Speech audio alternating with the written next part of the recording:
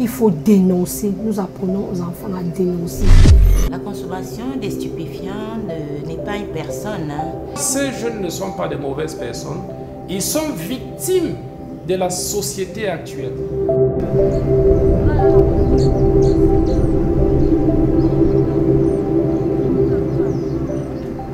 Nous sommes dans le mythique lycée de Colbisson, juste derrière moi, une salle de classe, lieu de la dramatique histoire du professeur de mathématiques qui trouva la mort parce que poignardé par un élève consommateur de la drogue. L'histoire défraya la chronique au cours de l'année scolaire 2019-2020.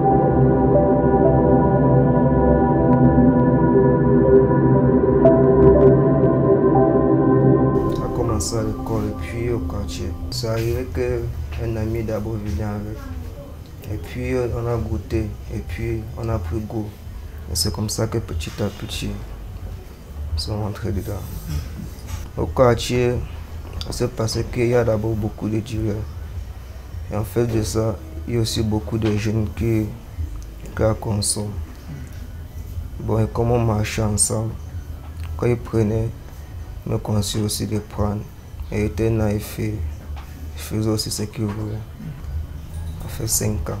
J'étais en classe de seconde. On a commencé par le gay. Plus on a pris goût, on a évolué. Il y avait une substance qu'on appelait la taille. Et après la taille, on nous a encore sorti un autre truc qu'on appelle le caillou. Bon, je ne sais pas trop, il venait avec du quartier. On ne cherchait pas à savoir, on consommait juste. Des conséquences malheureuses du genre sont bien la résultante de la consommation des stupéfiants par des jeunes en milieu scolaire. Salif, comme beaucoup d'autres jeunes adolescents, croupit sous les effets des drogues. Cette dépendance physique et psychologique aux substances chimiques, aux psychotropes et autres stimulants généralement toxiques, est déclenchée par un nombre de facteurs et principalement par une sérieuse carence affective. Les facteurs vont se répartir en 3 grands groupes de facteurs. Il y a des facteurs biologiques, il y a des facteurs psychologiques, il y a des facteurs sociologiques qui vont s'associer de façon caractéristique chez un individu singulier pour expliquer la survenue d'une addiction. Tout relève de l'amour, l'amour que l'enfant vit en famille.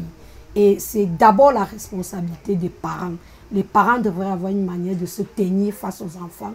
Les parents qui élèvent seuls les enfants devraient aussi avoir une manière de se tenir face aux enfants. Les familles recomposées, les enfants qui sont en manque d'amour, c'est eux qui développent le plus ces problèmes-là. La bœuf, j'adore. La dépendance à ces drogues variées engendre chez les consommateurs des réactions diverses et souvent néfastes. Et tu me colles la paix. Les parents peuvent s'en rendre compte, ou bien les éducateurs, ou une tierce personne qui vit avec l'adolescent, qui le connaît, sa façon d'être, sa façon d'agir et de réagir habituellement. On va donc noter ceci de fondamental, un changement de comportement. Il devient très irritable, il devient arrogant, agité, agressif, et ils vont s'adonner vraiment à des multiples d'actes de violence, que ce soit dans la sphère familiale, ça va aller jusqu'à des violences sur ascendant, des bagarres au quartier, des bagarres en milieu scolaire, la détention d'armes blanches. Le phénomène social de consommation des drogues est mondialement reconnu. Il est ancré dans les pratiques culturelles et scientifiques. L'usage contraire ou abusif qu'on en fait de nos jours est une grande source de malheur, de destruction et de déroute pour certains jeunes qui en ont fait leur lit.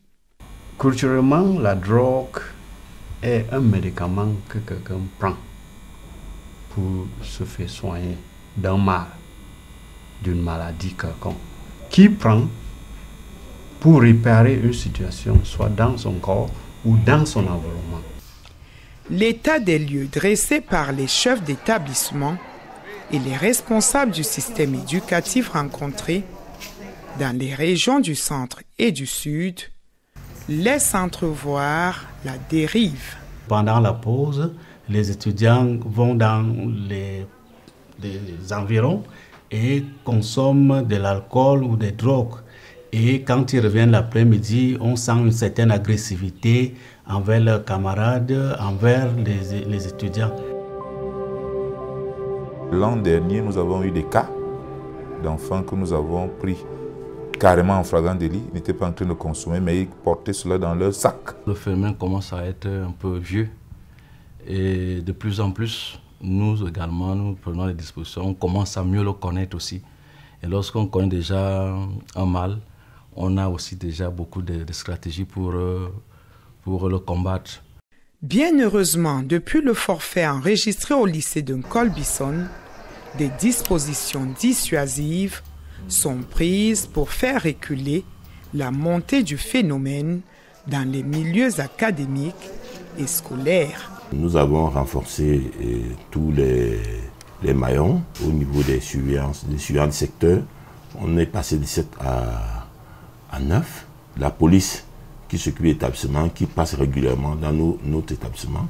Nous essayons de fouiller les élèves, nous essayons de fouiller les tiroirs, nous essayons de fouiller les endroits les plus compliqués de l'établissement. Les élèves qui se droguent changent de comportement. Voilà pourquoi nous travaillons beaucoup avec le médecin de l'inspection médico-scolaire. Nous travaillons en synergie avec l'hôpital régional des Boulevards. Si les milieux éducatifs se ferment à cette pratique, l'environnement de vie, les groupes d'amis, les réseaux sociaux et bien d'autres mauvaises compagnies influencent certains adolescents poussés à la faute. Entre l'école et la maison, beaucoup de choses peuvent se passer. Nous attirons l'attention des parents sur des choses que nous découvrons à l'école au niveau des enfants et eux, ils n'ont jamais fait attention à cela. Ces gadgets que les enfants aiment, nous ne disons pas qu'il y a des drogues à l'intérieur, mais attention, nous faisons attention. Nous avons demandé au boutiquier d'en face de ne pas vendre ces gadgets-là à nos enfants. Quand vous observez attentivement le comportement des élèves, il y a un certain nombre d'indices que vous voyez. Et eux-mêmes, même dans leur accoutrement, ils ont certains indices par lesquels ils se reconnaissent entre eux. Et quand vous connaissez ces indices-là, vous voyez l'accoutrement ou un motif que quelqu'un porte, vous savez déjà que c'est un indicateur pour les autres qu'il fait partie du clan. Le matin, dès qu'on se lève, 5 heures, il est déjà sorti, il part fumer et tout, il revient là vers 10 heures, il déjeune, il mange, peut-être il dort. Après, il ressort dans la nuit, il ressort, c'est 23h, minuit qu'il vient à la maison. C'est un véritable cauchemar.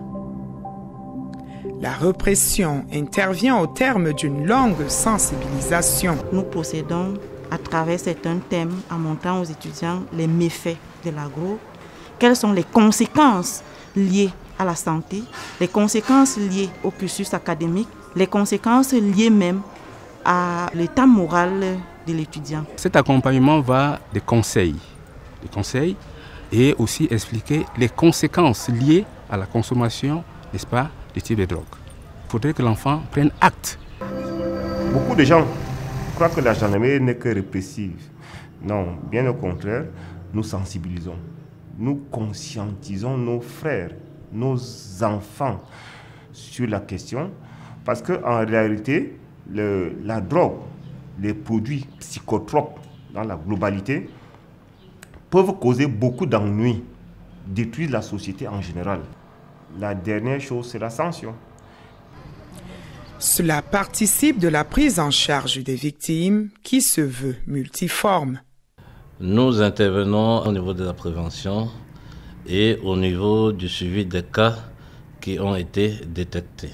Nous faisons passer des messages et nous prenons des périodes aussi, nous profitons aussi des périodes comme la journée de l'enfant africain, la fête de la jeunesse.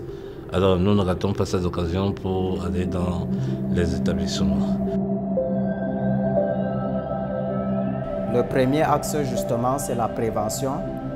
Et notre second objectif, c'est de permettre à ceux qui souffrent des problèmes de toxicomanie ou tout simplement d'addiction de les soigner et puis de les réinsérer dans la société.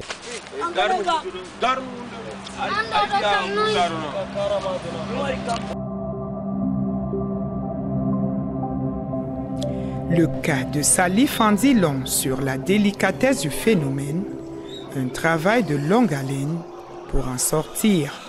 Je suis allée au centre Jamou, j'ai essayé un peu de demander là-bas. On m'a dit il faut les consultations psychiatriques, que la journée c'est 25 000 et tout. Il m'avait prescrit un traitement. Je suis allée faire l'examen des urines. On a constaté qu'il prenait le diapason. Parce que les autres substances, quand on l'a enfermé, on lui donnait beaucoup d'eau à boire pour le désintoxiquer. On lui faisait bien manger, on donnait les fruits. Là, il commençait les crises de manque, il était brutal. Il criait, il tapait de partout et tout. Bon, le soir, à 19h, j'insiste. Et dans le médicament, il dort jusqu'au moment où la drogue a cessé dans son sang. Bon, pour le moment, il est presque à résidence surveillée. Il faut une parfaite conjonction de l'apport du corps médical, de l'apport de la famille dans la prise en charge, mais aussi l'implication personnelle du jeune qui est concerné. Tant qu'il n'est pas décidé à arrêter, alors ça ne sert à rien de commencer une cure. Une mauvaise aventure à éviter à cette jeunesse qui ne demande pas mieux que d'être bien encadrée pour assurer son avenir. On connaît les conséquences qu'elle peut apporter et donc on s'écarte de cela. C'est nocif, la santé, ça nous empêche de bien travailler. Nos enseignants nous parlent de la drogue en nous disant que c'est mauvais. Pour moi, ces jeunes ne sont pas des mauvaises personnes. Ils sont victimes de la société actuelle. Les drogues sont des substances psychoactives qui vont perturber, qui vont modifier le fonctionnement psychique. Et le premier organe qui va le plus souffrir, c'est le cerveau. Et quand on consomme des drogues, on développe une pharmacodépendance. Il faut repenser la famille, la dynamique familiale. Les parents doivent pouvoir s'asseoir et causer avec leurs enfants.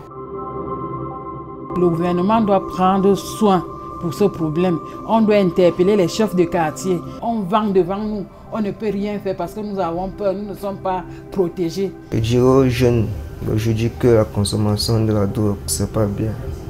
Et ça détruit beaucoup le corps. Et tu ne peux pas le savoir si tu ne pars pas à l'hôpital. Salif l'a aussi compris à ses dépens. Il songe désormais à retrouver sa santé et à reprendre ses études.